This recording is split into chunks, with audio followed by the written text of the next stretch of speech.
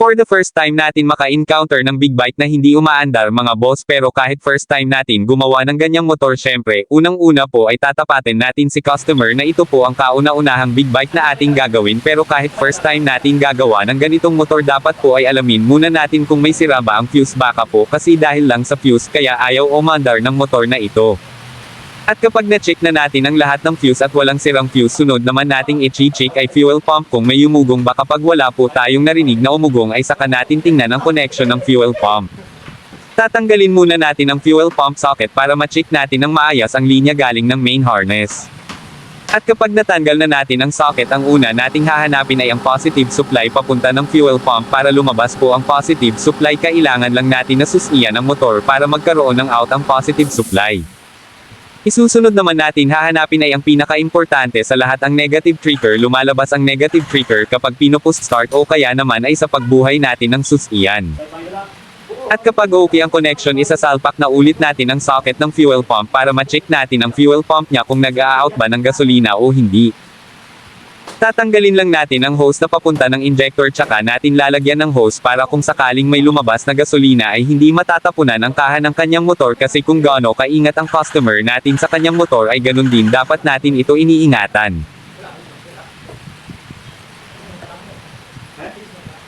At kapag nakita na natin na walang tumulo na gasolina, tatanggalin na natin ang tangke para ma-check din natin ang kuryente ng kanyang ignition coil. Pero sa video natin na ito mga boss ay hindi natin nakunan ng video kung paano tayo nag-check ng ignition coil niya. Syempre hindi mawawala ang pag-inspection natin ng ibang bahagi para hindi tayo magkumali ng ating babaklasin.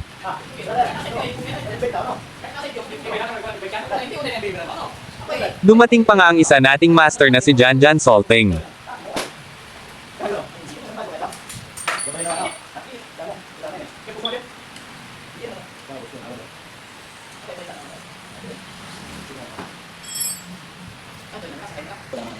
At kapag nakumbansi na tayo na tama ang ating findings, ang dapat natin gawin ay isa lang sa ating diagnostic tools ang motor ni customer para 100% na sigurado.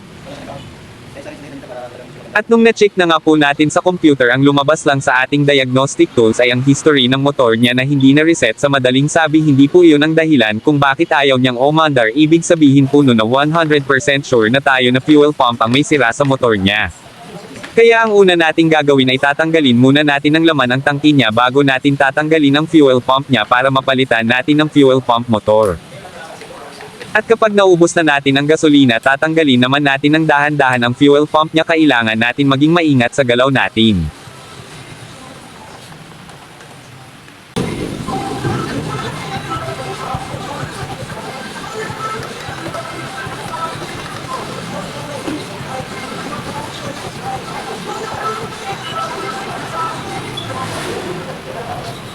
Yan po ang itsura ng fuel pump motor na ating ipapalit. Kesa magpalit kayo ng fuel pump assemble ay mas mabuti na ito na lang ang papalitan natin para makatipid din si customer. Bago natin ikabit ang tangke niya ay dapat din po nating linisan kahit kunting pones lang mga boss. Okay na yan, ang importante nakatingin man o hindi ang customer ay dapat kaugalian po natin na paunasan pa din ang motor niya. Dapat maganda ang service natin kay customer para balik-balikan tayo. Kasi meron din po tayong na-encounter na customer na mas ilan pagdating sa motor niya. At bago natin ilagay sa tangke ang fuel pump ay kailangan muna natin i-check kung umuugong ba ang fuel pump motor. Sound check. Sir? Pusi. Patay. Pusi ulit. May ubong na. Patay. Goods. Tumpang talaga. Goods. At kapag nailagay na po natin sa tangke ang fuel pump ay dapat pa din natin na i-check kung nag-out ba ng gasolina.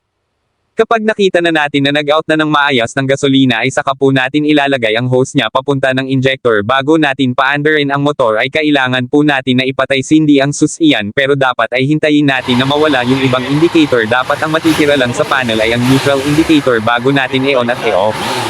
Paki-follow, like, share and subscribe naman po sa ating YouTube channel at FB account at TikTok mga idol. At dapat ipakita din po natin ang model namin dito na si Poging Eugene. Pugi. Si Eugene. Pugi. Sabay sales no.